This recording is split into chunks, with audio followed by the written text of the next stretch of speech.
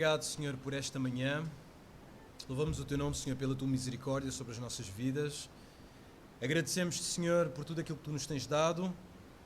Senhor, e nós te pedimos hoje por Tu nos ajudes a estar satisfeitos com aquilo que temos, para que não caiamos na cobiça, Senhor. Ajuda-nos a estar contentes, satisfeitos, para não sermos cobiçosos. Pedimos em nome de Jesus para esta manhã, Senhor, para que nos deixes sabedoria para comunicar a Tua verdade com clareza e abra o nosso coração como congregação para receber essa verdade e praticá-la. Assim te pedimos e suplicamos em nome de Jesus. Amém e amém. Pai, o que é cobiçar? Pergunta o pequeno Azarias depois de ouvir o ancião Moisés ensinar a última das 10 palavras, que está em Deuteronômio capítulo 5, versículo 21.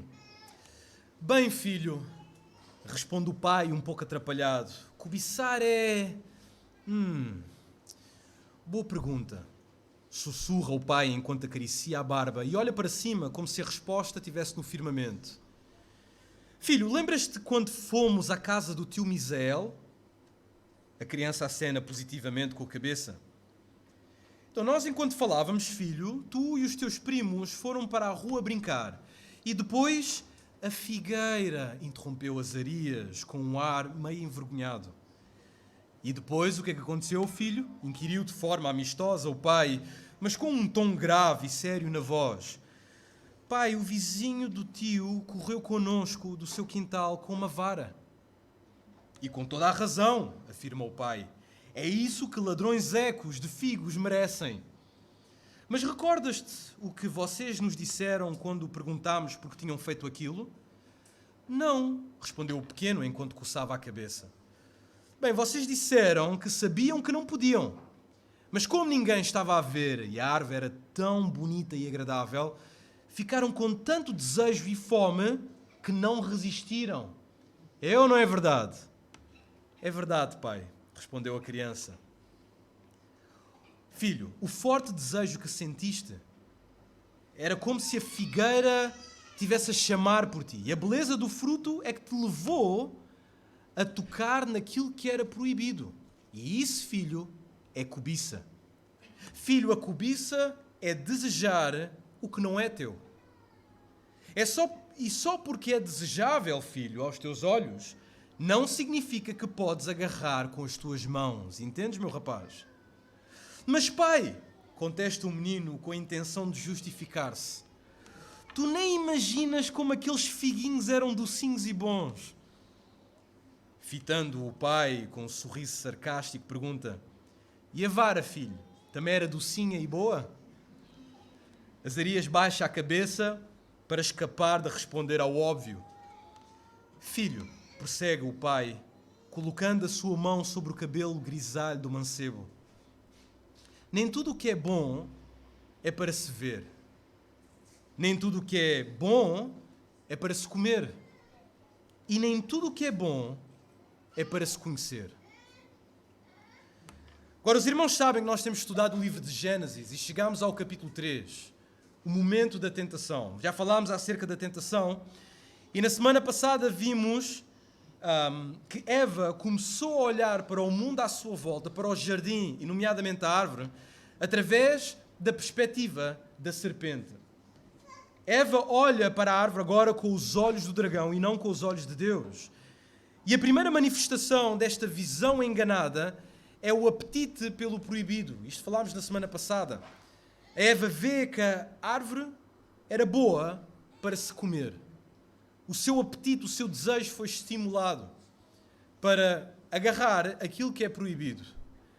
A partir da mentira do dragão, os desejos de Eva agora são direcionados para o proibido.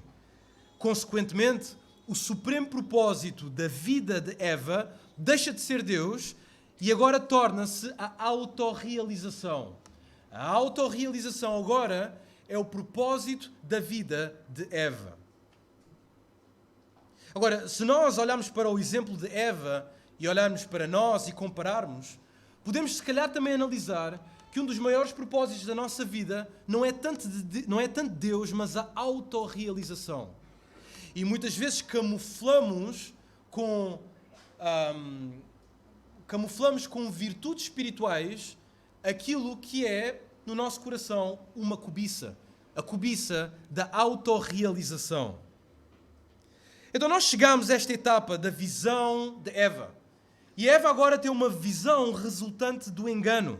Nós falámos na semana passada, né, quando entramos nas consequências da tentação, o desejo errado, entramos nesta visão resultante do engano. E a primeira coisa que falámos é que a visão resultante do engano tem um apetite por coisas proibidas. A visão resultante do engano tem um apetite, um desejo, uma fome por coisas que são proibidas. Esta semana, ou este domingo, vamos ver que uma visão resultante do engano aprecia o que não pode possuir. A visão resultante do engano aprecia o que não pode possuir. Então, a diferença entre os dois pontos que, tanto do ponto da semana passada como este, a diferença entre estes dois pontos é que o primeiro é um apelo ao apetite, ao desejo, e o segundo é um apelo à estética, aquilo que é visível. O primeiro move as entranhas, o coração, os rins, as tripas, e o segundo move os membros, nomeadamente os olhos. Direciona os olhos. Então esta seria a diferença entre os dois. Mas o que vamos falar hoje é a apreciação por coisas que nós não podemos ter. E Eva agora, quando olha para a árvore, ela aprecia algo que ela não pode ter. Ora, o que é que eu quero dizer com este subtítulo? Ou seja, apreciar o que não podemos possuir. O que é que eu quero dizer com este subtítulo? Eu resumo apenas numa palavra. Cobiça. Cobiça. Agora, é verdade que as três afirmações que descrevem o desejo de Eva, nomeadamente o facto de ela olhar para a árvore e ver que é uma árvore boa para se comer, uma árvore desejável aos olhos e uma árvore boa para dar entendimento, todas estas afirmações que descrevem o desejo de Eva são, todas elas, cobiça. Como escreveu o filósofo cristão Francis Schaeffer o seguinte sobre isto, cito: ela olhou para a árvore e viu que era boa para o alimento físico e deleitosa ao olhar e desejou o conhecimento que a tornaria igual a Deus. Com essas coisas em mente, Eva está verdadeiramente a cair na situação do último dos 10 mandamentos. Eva está a cair na situação do último dos 10 mandamentos, que é: não cobiçarás. Êxodo capítulo 20, versículo 17. Então Eva olha para esta árvore e ela está a escorregar no abismo da cobiça. E está quase para quebrar o mandamento, o 10º mandamento, que está em Êxodo capítulo 20, versículo 17. Não cobiçarás. Contudo, é curioso notar que a palavra cobiça, é usada nesta segunda frase, nesta segunda afirmação de Gênesis capítulo 3, versículo 6, da tentação de Eva. Porque ela agora tira os olhos da serpente e coloca os olhos na árvore. E ela vê que esta árvore é agradável aos olhos. E esta palavra agradável, no original, significa também cobiça. O texto diz em Gênesis 3 que a árvore era agradável aos olhos. No original, a palavra agradável significa cobiçar, desejar, isto é, desejar fortemente as posses do outro. Pode significar deleite, gostar e ter prazer em um objeto ou ação. Algo que é agradável, mais no contexto daquilo que está a acontecer em Gênesis capítulo 3, versículo 6, esta palavra significa ser agradável, ser desejável, e reparem, ser desejável, ser o primeiro aos olhos. Isto é o que significa ser desejável aos olhos. Êxodo capítulo 20, versículo 17 diz: não cobiçarás a casa do teu próximo, não cobiçarás a mulher do teu próximo, nem o seu servo, nem a sua serva, nem o seu boi, nem o seu jumento, nem coisa alguma que pertença ao teu próximo. Não deves ser levado pela sedução daquilo que não te pertence. É agradável, mas não é teu. Então aquilo que estava diante de Eva era de facto agradável, porque a criação de Deus é boa, não só boa a nível moral, mas a nível estético. E Eva está a elogiar esta árvore, está a dizer, árvore agradável aos olhos. O problema é que Eva não está a elogiar esta árvore porque ela de facto considera a criação de Deus agradável. Ela está a elogiar esta árvore porque ela tem cobiça no coração. E esta é a coisa manhosa na cobiça. Podemos ter duas pessoas que dizem a mesma coisa sobre algo, elogiam da mesma forma. Não é? Aquela pessoa é muito inteligente, E uma pessoa com um coração puro pode estar a dizer, é muito inteligente e eu alegro-me pela inteligência desta pessoa. Mas outra com um coração cobiçoso pode estar a dizer, esta pessoa é muito inteligente, mas ela está a cobiçar a inteligência daquela pessoa. Então Eva dirige-se a esta árvore, não porque está a elogiar a obra de Deus, mas porque cobiça aquilo que é proibido. Cobiça aquilo que é proibido. Seria bom termos uma definição do que é de facto a cobiça. Porque a cobiça é um dos pecados que todo o indivíduo que está nesta sala, todos nós, temos. De uma certa forma ou de outra. E vamos tentar perceber o que é esta cobiça e o que estava em Eva. Mas uma boa definição de cobiça. Definição de cobiça. A palavra significa basicamente desejo desordenado. Desejo desordenado. Um desejo que está fora do controle, fora dos limites. Um desejo indomável. Veio a significar desejo por alguma coisa que é excessivo em seu grau, ou um desejo por aquilo que é por direito pertencente ao outro. Então é desejar aquilo que não me pertence. E é um desejo descontrolado por aquilo que não me pertence. Certo teólogo escreveu que cobiça, e eu cito, é a base de todo o pecado, pois é a atitude interna que leva à transgressão externa. Perceberam?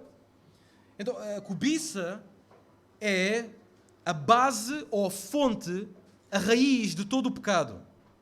Pois é a atitude interna, cá dentro, que leva a uma transgressão externa. Então é isso que é a cobiça. E isto que o autor diz é de facto verdade. Tiago, ao ensinar-nos acerca da tentação e da prova, e podem abrir em Tiago capítulo 1, versículo 12 a 13, quando Tiago ensina-nos acerca da prova e da tentação, ele diz-nos que a cobiça é a raiz da nossa própria tentação. Vamos ver o que é que Tiago diz, nomeadamente no versículo 12 e no versículo 13.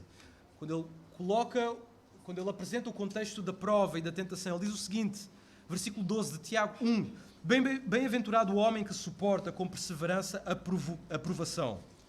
Porque depois de ter sido aprovado, receberá a coroa da vida, a qual o Senhor prometeu aos que o amam. Versículo 13. Ninguém ao ser tentado diga, sou tentado por Deus. Porquê? Porque Deus não pode ser tentado pelo mal e Ele mesmo a ninguém tenta. Podíamos até acrescentar, ninguém tenta com o mal. Então o servo, o Tiago, ele ensina que no contexto de prova e tentação, que o Senhor não tenta a ninguém com o mal. E ele, neste contexto, ele fala-nos acerca da cobiça, e a raiz da cobiça, ou a raiz da nossa tentação, é a cobiça que está no nosso coração. A cobiça é a raiz da nossa própria tentação. Ora, a cobiça é um engodo, é um isco que seduz. E quando dá à luz, ele dá à luz o pecado. E o versículo 14 de Tiago 1, versículo 15, dizem-nos isso. Versículo 14 e versículo 15 de Tiago 1 diz, ao contrário, cada um é tentado pela sua própria cobiça. Quando esta o atrai e seduz.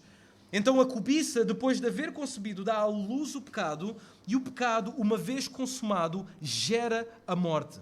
Então a cobiça é um anzol, é um engodo, é uma isca que é atraente e que nós deixamos ser seduzidos por aquele engodo e agarramos aquele engodo. E quando essa cobiça concebe, ou seja, quando a cobiça é levada para o bloco de partos, o que é que nasce dessa cobiça? É aquilo que nós queríamos? É aquilo que nós desejávamos? É aquilo que nós ansiávamos? É aquilo que nós procurávamos? Não. O que nasce dessa cobiça é o pecado. A cobiça dá à luz o pecado. E o pecado gera a morte. Portanto, a cobiça é uma interna apreciação, é um interno desejo desmedido pelo que não podemos ter. Cobiça é uma interna apreciação desmedida pelo que não podemos ter. Já alguma vez sentiste esse tipo de cobiça? Desejar tanto uma coisa de uma forma descontrolada que tu precisas de ter aquela coisa. Não é? Pessoas que se endividam muito, elas têm isto, é cobiça. Ela diz, eu tenho que comprar isto hoje, porque senão a promoção termina amanhã. Eu tenho que comprar. E eu não tenho dinheiro, mas eu preciso arranjar forma. E a pessoa aí cria todas estas desculpas de que porque aquilo está em promoção agora, daqui a umas semanas vai ficar caríssimo. Então eu preciso comprar agora. E eu preciso disto na minha casa. Então cria toda esta ilusão para justificar a sua cobiça. Porque é um desejo desmedido, é um desejo descontrolado. E nós somos assim com as coisas que nós não podemos e não devemos ter. Então esta é a definição de cobiça. Cobiça é um desejo desmedido por coisas que eu não devo e não posso ter. Agora, quando olhamos para a cobiça de Eva, quando olhamos para o cenário de Eva ali no jardim, porquê que ela achava aquele fruto agradável? O que é que o fruto tinha que tornava agradável aos olhos? Agora, alguns pensam que o fruto era uma maçã. Nós ouvimos sempre as pessoas, às vezes dizem sem querer, Eva comeu a maçã, não é? Mas será que era uma maçã? Nós não sabemos. Era uma manga? Era uma banana? Sei lá o que era. Agora, nós não sabemos nada sobre o aspecto do fruto. O que nós sabemos é, como diz o Bonga, comeram a fruta. E eles comeram a fruta. Qual foi a fruta? Nós não sabemos. Eles comeram a fruta. Nós não sabemos a sua aparência, não sabemos o seu aspecto, nós não sabemos o seu sabor. Agora, independentemente da sua aparência, para Eva, naquele momento, era a coisa mais bela e apetecível que alguma vez ela viu. Era como se tudo à sua volta tivesse perdido o encanto e o fruto tornara-se o ápice da criação de Deus. Era aquele fruto. Aquilo é que é agradável para mim, é agradável aos olhos. O apelo estético que o fruto tem agora para Eva, que mexe com Eva. Mexe com o seu interior. A estética. Mas ela nunca viu o fruto? Nunca viu a árvore? Não, ela agora vê a árvore de outra forma, porque agora os apetites são outros. E agora aquela árvore é profundamente agradável. A cobiça de Eva. Agora, nesta cobiça de Eva, o proibido tornou-se mais agradável que a lei de Deus. O proibido tornou-se mais agradável que a lei de Deus. Lembram-se da lei que o Senhor Deus deu a Adão? Diz, não devem tocar neste fruto. Comam de tudo aquilo que vocês quiserem, mas não comam este fruto. Não é não tocar, é não comer o fruto. Não devem comer deste fruto. Então este foi o mandamento de Deus. Foi a lei de Deus. Mas o proibido tornou-se mais agradável que a lei de Deus. Agora é interessante ver que a palavra agradável, que aparece em Gênesis capítulo 3, versículo 6, também é usada no Salmo 19, 10, com referência não a um fruto, não à cobiça, mas à palavra de Deus. A palavra agradável é aplicada no Salmo 19, 10, à palavra de Deus. Versículo 10 diz o seguinte: a palavra de Deus ou a lei de Deus é mais desejável, ou são mais desejáveis do que o ouro, mais do que o ouro depurado, e são mais doces do que o mel e o destilar dos favos. E isto é a palavra de Deus. Então Eva está num dilema. Ela olha para o fruto, ela olha para a palavra de Deus, ela olha para o pacto de Deus, para o mandamento de Deus, e ela está a escolher o que é mais desejável. E ela naquele momento vê que a árvore é mais desejável. É como nós, quando estamos à beira de tocar ou comer ou ver aquilo que nos é proibido. Nós sabemos os conceitos, nós temos a nossa teologia em dia, nós sabemos o que a palavra de Deus diz, mas é desejável aos olhos. Não é? A palavra de Deus já não é desejável. Deixa-me fechar por momentos a palavra de Deus e deixa-me olhar para isto. Deixa-me desejar isto.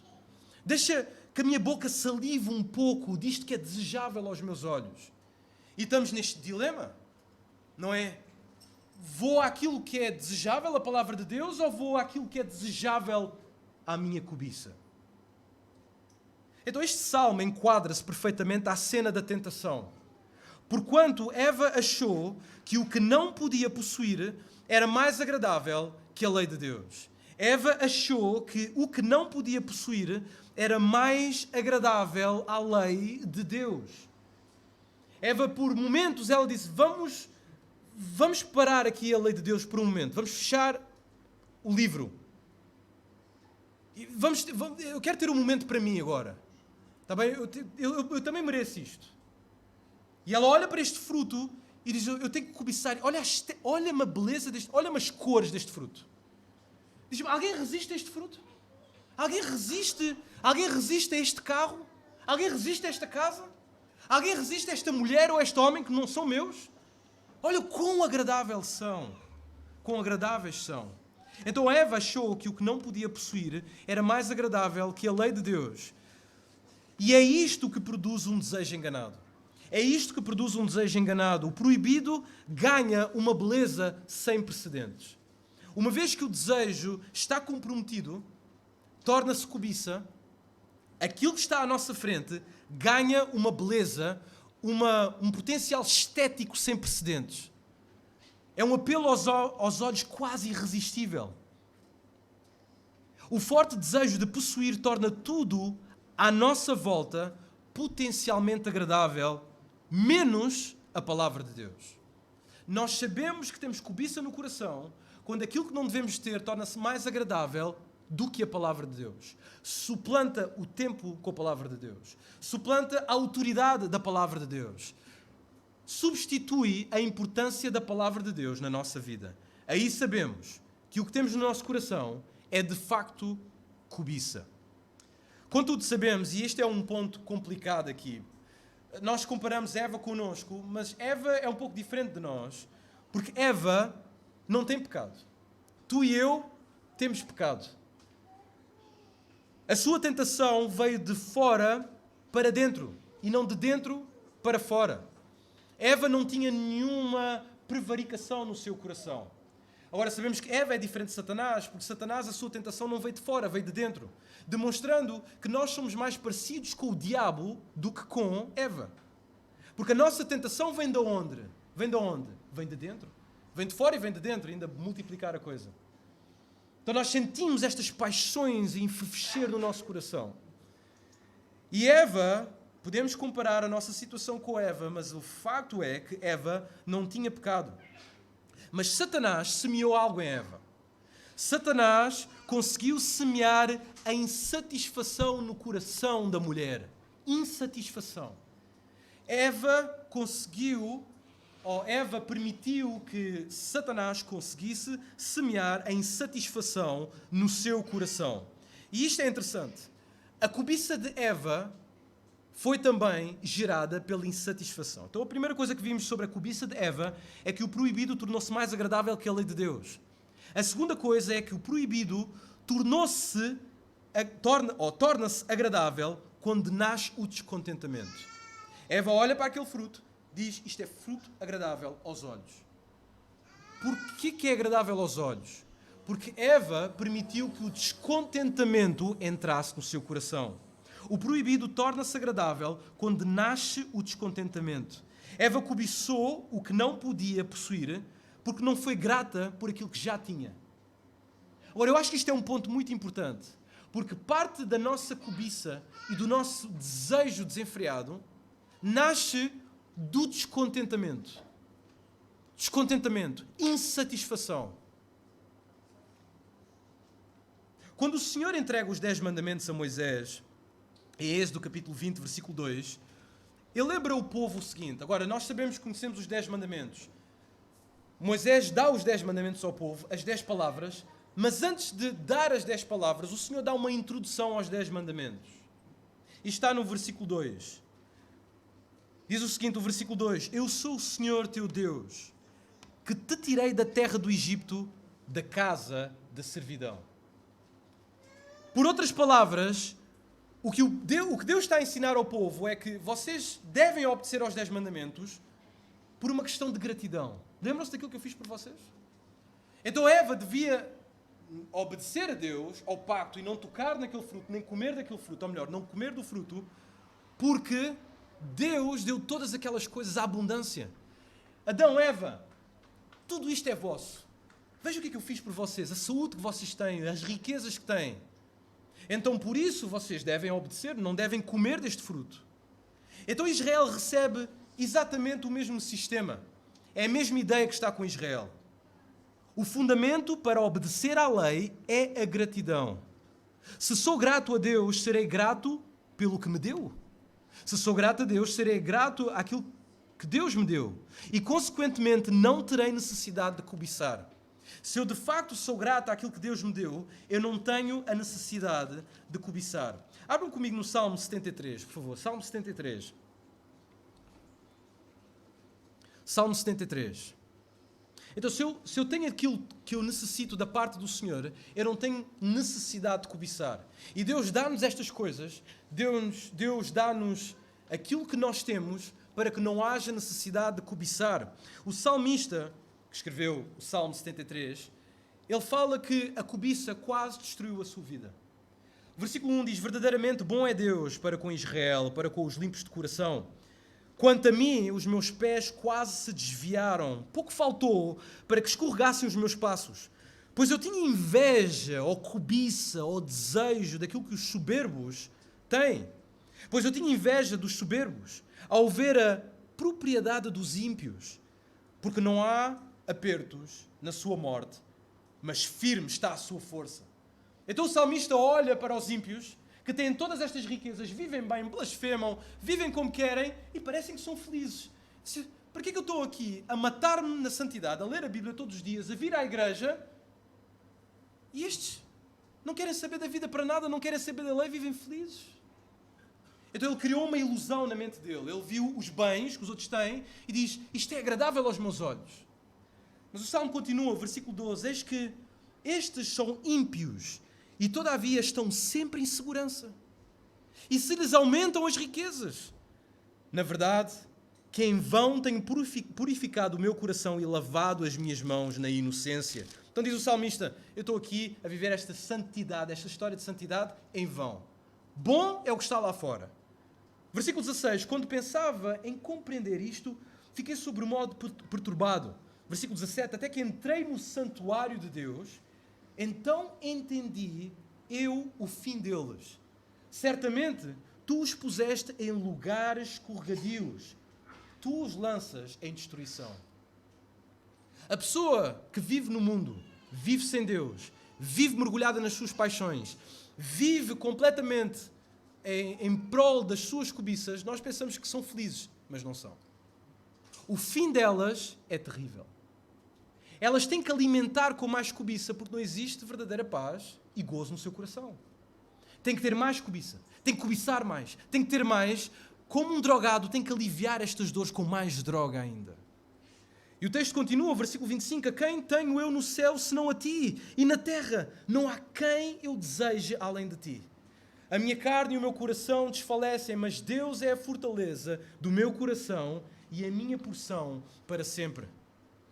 A cobiça não traz verdadeira satisfação. A cobiça cria uma ilusão que as coisas trazem satisfação. O que nós temos que ter no nosso coração é contentamento. Satisfação, alegria por aquilo que nós temos.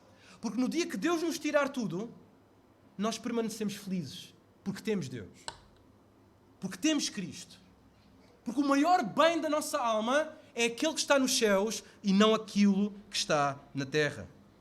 Mas se nós não somos gratos e desprezamos o conhecimento de Deus, se nós vivemos de uma forma insatisfeita e desprezamos aquilo que Deus nos revelou, aquilo que Deus nos deu e o seu conhecimento, o próprio Deus entrega-nos a uma disposição mental reprovável.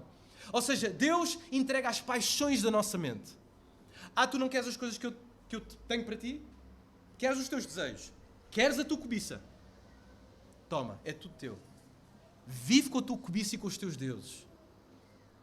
Então, quando nós desprezamos os bens de Deus e quando nós vivemos em insatisfação, quando nós vivemos com falta de contentamento, Deus entrega-nos uma disposição mental reprovável.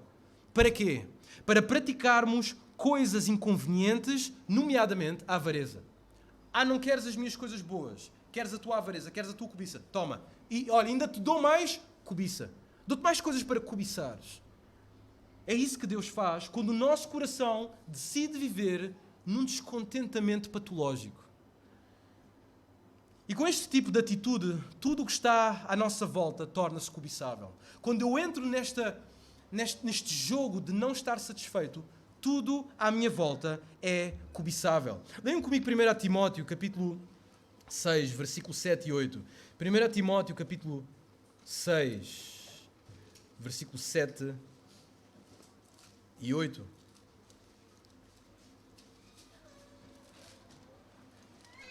Diz assim a palavra de Deus em Timóteo. Porque nada trouxemos para este mundo, e manifesto é que nada podemos levar dele. Tendo, porém, sustento e com que nos cobrirmos, estejamos com isso contentes. Ser contente por aquilo que eu tenho. Se eu não vivo contente e satisfeito com aquilo que eu tenho, tudo à minha volta torna-se cobiçável. Dá para entender isto? Tudo à minha volta torna-se cobiçável. Eu entro nesta droga que eu tenho que ter coisas e mais coisas e mais coisas. Porque este vazio do meu coração, esta insatisfação é insaciável. Tudo torna-se cobiçável. E quando nós vemos a cobiça de Eva, vemos que o proibido tornou-se agradável, mais agradável do que a lei de Deus. Vemos que o proibido torna-se agradável quando no seu coração nasceu descontentamento. E a mesma coisa acontece no nosso coração. Por isso existem vários alvos da cobiça. A cobiça tem vários alvos. A cobiça está sempre à procura da nova coisa, da coisa que vai trazer satisfação. Os alvos da nossa cobiça. Quais são as presas da nossa cobiça? Quais são as presas da nossa cobiça? Bem, geralmente nós cobiçamos coisas que não são más em si mesmas. Okay, podemos cobiçar coisas que são más, mas geralmente aquilo que cobiçamos não é mau. Nem sempre é mau. Eva estava ali no jardim, não existiam coisas más. Eva olha para o fruto, Deus criou o fruto bom e ela cobiça o fruto. E geralmente nós cobiçamos coisas que são boas. Agora, Moisés ordenou ao povo de Deus, em Deuteronômio capítulo 5, versículo 21, o seguinte. Esta foi a ordem de Moisés ao povo de Deus, em Deuteronômio 5, 21. Não cobiçarás a mulher do teu próximo, não desejarás a casa do teu próximo, nem o seu campo, nem o seu servo, nem a sua serva, nem o seu boi, nem o seu jumento, nem coisa alguma do teu próximo. Deuteronômio 5, 21. Portanto, família, propriedade, empresa e mesmo o emprego e bens materiais são tudo coisas agradáveis, são coisas boas, são coisas agradáveis. Mas não são agradáveis para nós se não nos pertencem.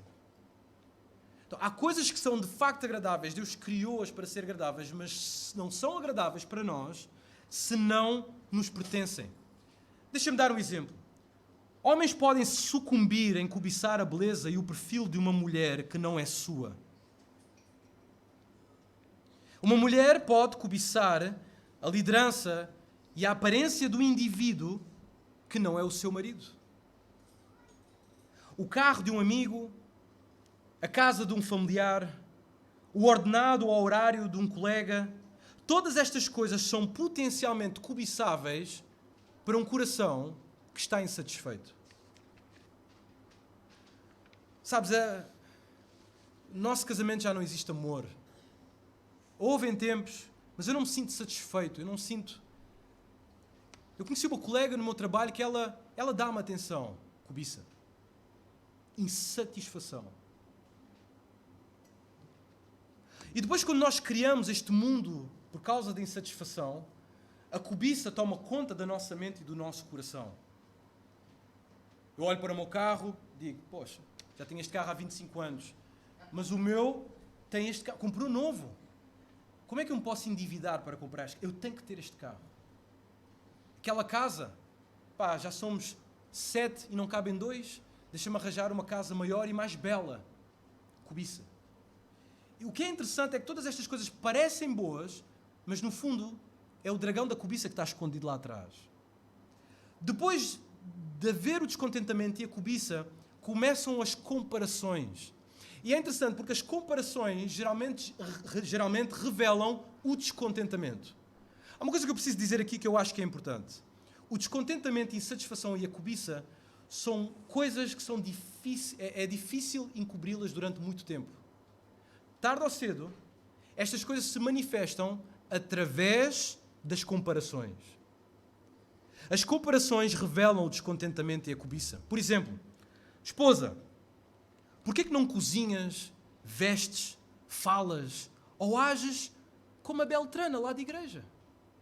Ou marido, porquê que tu não lideras, oras, cuidas-te ou és atencioso como aquele fulano lá do meu trabalho ou lá de igreja?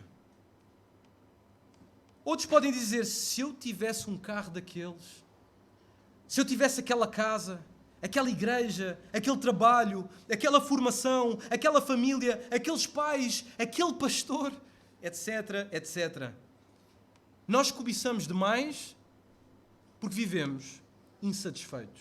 Nunca nos serve. Tudo aquilo que nós temos não serve, nunca serve. E não serve porquê? Por causa da insatisfação. E depois é o passo da cobiça. Quando a insatisfação bate à porta do coração, vocês já sabem quem é que vai bater na porta a seguir. É a cobiça. É a cobiça. Nós vemos estes exemplos de insatisfação por várias pessoas da Bíblia. Por exemplo, vemos a insatisfação de Acabe. Lembra-se da história de Acabe em 1 de Reis, capítulo 21, versículo 16? Acabe queria uma vinha, queria a vinha de Nabote, e ele tinha febre, que ele queria aquela vinha. Então ele vai tentando negociar com Nabote, e Nabote, muito bem, cumpre a lei e diz, eu não posso vender esta vinha, isto pertence à minha família. O homem fica desgraçado da vida. Ele vai para casa, frustrado, deprimido, deita-se na cama, não me traga um jantar, não quer saber, vira a cara para lá, uma lágrima no canto do olho e não há nada que lhe console. Até que aparece a sua esposa, e a sua esposa diz, rapaz, faz-te homem. Literalmente ela diz isso. Mas quem é que reina aqui? Não és tu? Então a mulher arranja um estratagema, mata Nabote, consegue o campo, consegue a vinha e diz, aqui está a vinha, toma lá a vinha. E o homem satisfeito recebe a vinha. O que é interessante nesta história é a frustração que Acabe tem por não ter aquilo que ele queria. Agora, ele fez de uma forma aparentemente honesta, mas o desejo, a cobiça só foi revelada quando lhe disseram não. Eu tenho que comprar isto, Não dá. Vem uma depressão, uma frustração ao coração. Não só este exemplo, mas também vemos a parábola do homem rico em Lucas capítulo 12, versículo 13 a 21. Ora, neste ponto é interessante, porque chega este homem que diz a Jesus, Jesus, o meu irmão não divide a herança comigo.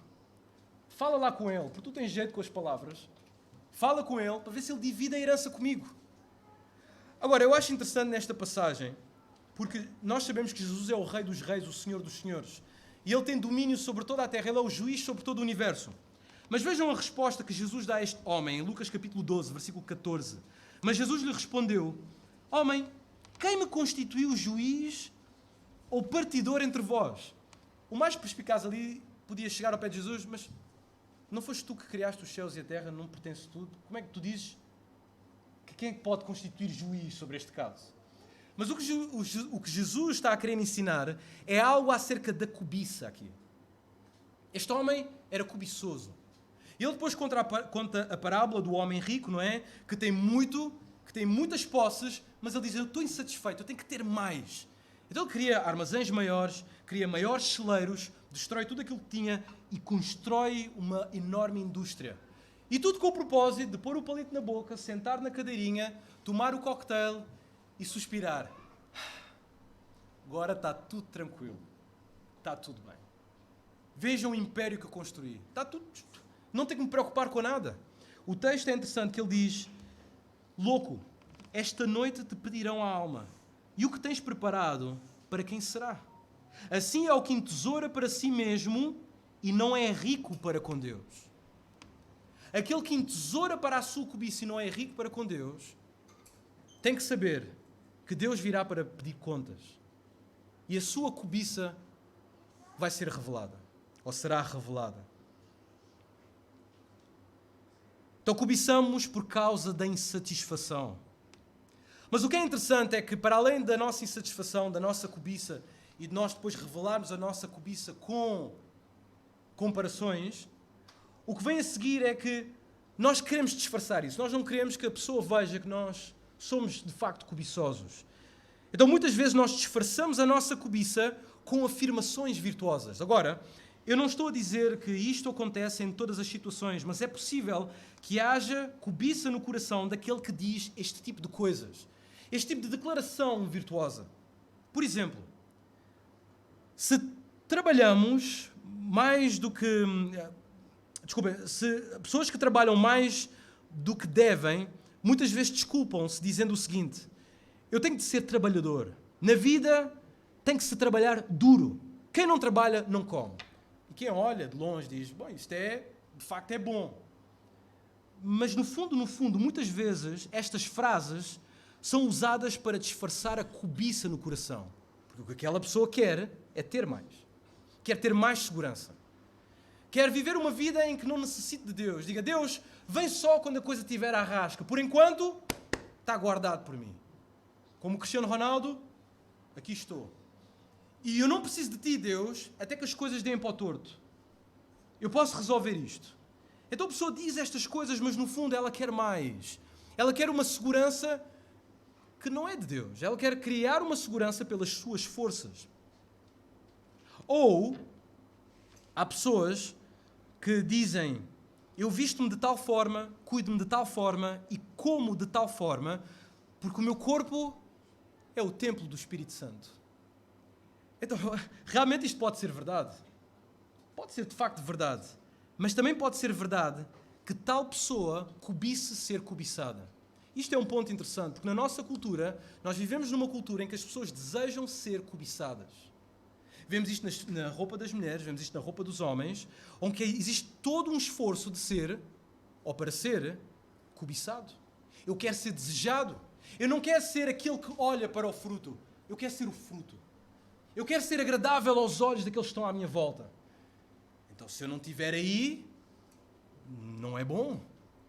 Então, a pessoa quer ser o objeto de cobiça. Agora, isto é visto claramente numa passagem interessante em João capítulo 12. Jesus tinha um dos discípulos de Jesus, usou esta artimanha de tentar iludir os outros que estavam à sua volta com afirmações virtuosas para cobrir a sua cobiça. Então, João capítulo 12, versículo 3 a 6, o contexto é que Maria unge com unguento os pés de Jesus. O versículo 3 diz o seguinte, então Maria, tomando uma libra de unguento de nardo puro, de muito preço, ungiu os pés de Jesus e enxugou-lhe os pés com os seus cabelos. E encheu-se a casa com o cheiro do unguento. Então um dos seus discípulos, Judas Iscariotes, filho de Simão, o que havia de traí-lo, disse, porque não se vendeu este unguento por 300 dinheiros e não se deu aos pobres. Agora, se nós estivéssemos ali naquele momento, dizíamos, amém, Judas, é verdade. Não é? Que gasto. Este pessoal não pensa. Podíamos ter dado este dinheiro a quem necessita. Agora, isto foi uma afirmação de Judas para iludir o que estava no coração dele. Porque veja o que acontece no versículo 6. João sabe o que está no coração dele e diz, ora, ele disse, isso não é pelo cuidado que tivesse dos pobres. Ora, ele disse isso não pelo cuidado que tivesse dos pobres, mas porque era ladrão, tinha a bolsa e tirava o que ali se lançava. Judas lança esta frase virtuosa para que todos digam amém, aleluia, mas no fundo é cobiça. E muitas vezes nas nossas conversas aqui, mesmo depois da pregação, nós falamos coisas que são maquilhagens da nossa cobiça. É verdade. Provavelmente não sabias, eu faço isso muitas vezes e eu acredito que tu fazes também. Tu dizes, eu tenho este objetivo, eu tenho isto, sabes, eu preciso mesmo disto e isto foi uma bênção do Senhor. Mas no fundo, é a cobiça que está aí. É a cobiça que está aí no coração. Resumindo, nós fazemos todas estas coisas porque queremos adorar coisas e ser adorados. Queremos adorar coisas e ser adorados. Como disse o apóstolo Paulo, a cobiça é de facto idolatria. A cobiça é idolatria. Colossenses capítulo 3, versículo 5. Gostaria de concluir com uma história. Concluir com esta história. Foi este tipo de idolatria que matou um homem muito conhecido nas Escrituras. Está em Josué capítulo 6, versículo 1, até ao capítulo 7, versículo 26. O nome deste homem era Acã. E a cobiça, esta idolatria, matou Acã. Esta insatisfação queimou Acã, literalmente. Versículo 1 do capítulo 6. Ora, Jericó estava rigorosamente fechada por causa dos filhos de Israel. Então disse o Senhor a Josué, olha, entreguei na tua mão Jericó. Vós, pois, versículo 3, todos os homens de guerra, rodeareis a cidade, cercando-a uma vez. Assim fareis por 6 dias. No 7º dia, rodeareis a cidade 7 vezes, e os sacerdotes tocarão as trombetas. E será que, tocando-se a trombeta, todo o povo gritará. O muro da cidade cairá abaixo. Versículo 15. No 7º dia, rodearam a cidade 7 vezes. E sucedeu que, na 7ª vez, quando os sacerdotes tocavam as trombetas, disse Josué ao povo: gritai, porque o Senhor vos entregou a cidade. Porém a cidade será condenada, ela e tudo quanto nela houver.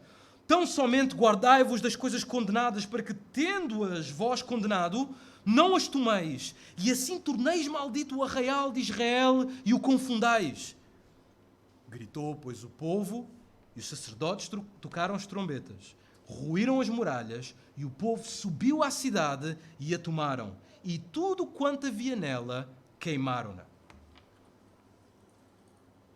Capítulo 7, versículo 1. Prevaricaram os filhos de Israel nas coisas condenadas, porque Acã tomou das coisas condenadas. A ira do Senhor se acendeu contra os filhos de Israel. Enviando, pois, Josué de Jericó alguns homens a Ai, falou-lhes dizendo: subi e espiai a terra. Subiram, voltaram a Josué e lhe disseram: não suba todo o povo, subam uns 2 ou 3 mil homens para ferir Ai. Versículo 4. Assim subiram lá do povo uns 3 mil homens, os quais fugiram diante dos homens de Ai. Então Josué rasgou as suas vestes e se prostrou em terra, sobre o rosto perante a arca do Senhor. Então disse o Senhor a Josué: levanta-te, Israel pecou, e violaram a minha aliança, aquilo que eu lhes ordenara, pois tomaram das coisas condenadas. Pelo que os filhos de Israel não puderam resistir aos seus inimigos, viraram as costas diante deles, porquanto Israel se fizera condenado. Já não serei mais convosco, se não eliminardes do vosso meio a coisa roubada. Então Josué fez chegar a Israel, segundo as suas tribos, e caiu a sorte sobre Acã, versículo 18, da tribo de Judá. Versículo 19. Então disse Josué a Acã: filho meu, dá glória ao Senhor e declara-me agora o que fizeste, não me ocultes. Respondeu Acã a Josué e disse: verdadeiramente pequei contra o Senhor, Deus de Israel, quando vi entre os despojos uma boa capa babilónica e 200 siclos de prata e uma barra de ouro, cobicei-os e tomei-os. E eis que estão escondidos na terra, no meio da minha tenda, e a prata está por baixo. Versículo 24. Então Josué e todo o Israel com ele tomaram Acã e a prata e a capa e a barra de ouro e os seus filhos, as suas filhas, os seus bois, os seus jumentos, as suas ovelhas, a sua tenda e tudo quanto tinham, e levaram-no ao vale de Acor. E todo Israel o apedrejou. E depois de apedrejá-los, queimou-os. Assim o Senhor apagou o furor da sua ira. Sabe, irmãos, todos temos um potencial coração de Acã, em que cobiçamos e tomamos. Assim como a língua pode queimar tudo à nossa volta, como diz em Tiago, capítulo 3, versículos 5 e 6, os olhos cobiçosos podem queimar tudo o que está dentro de nós. Assim como a língua fala, pode queimar tudo o que está à nossa volta, os olhos cobiçosos podem queimar tudo o que está dentro de nós. Qual é a solução para este mal? Bem, a solução está em Colossenses capítulo 3, versículo 5. Fazei, pois, morrer a natureza terrena, prostituição, impureza, paixão lasciva, desejo maligno e a cobiça, que é idolatria. O apóstolo em Colossenses, no versículo 1, ele diz que devemos olhar para as coisas de cima e não para as coisas da terra. Porque olhar para as coisas da terra pode nos levar à cobiça. Colocar a nossa fé, colocar a nossa paixão por estas coisas pode nos levar à cobiça. Por isso, olhem para as coisas de cima. Temos que olhar para as coisas de cima e dizer: nós somos desligados deste mundo. Não há nada neste mundo que nos prenda. Se tivermos que perder, vamos perder. E mantemos a alegria do nosso coração porque temos Cristo no nosso coração. Deixem-me dar uma última solução e termino aqui. Acho que também uma boa solução contra a cobiça é congregar com alguma frequência. Agora, ouçam-me só este ponto. As nossas cobiças são mais facilmente detectadas pelas pessoas que passam mais tempo connosco. A nossa família conhece bem as nossas cobiças. Se eu participo só uma vez por semana no culto, por 1 hora e pouco, facilmente consigo camuflar as minhas cobiças. Mas se passar mais tempo a congregar, será mais complicado continuar com o disfarce e a maquilhagem da cobiça. Porque é muito difícil manipular durante muito tempo a mesma coisa. As minhas cobiças estarão mais expostas e será muito difícil dissimulá-las se passar mais tempo com a família de Deus. Acredito que esta é uma das razões para que muitos evitem congregar. Não querem congregar porque querem mais tempo para esconder as suas cobiças. E esconder cobiças é exaustivo. Por isso é melhor não congregar. Por isso que seja um chamado para todos nós. Que todos nós somos naturalmente cobiçosos. Que façamos estas coisas. Olhemos para o alto e congreguemos uns com os outros. Senhor Deus, muito obrigado pela Tua maravilhosa palavra. Ajuda-nos, Senhor, a não cobiçar aquilo que não nos pertence. E ajuda-nos, Senhor, a estar satisfeitos com aquilo que nós temos. Assim te pedimos e te suplicamos em nome de Jesus. Amém e amém. Irmãos, que Deus vos abençoe e que tenham uma boa semana.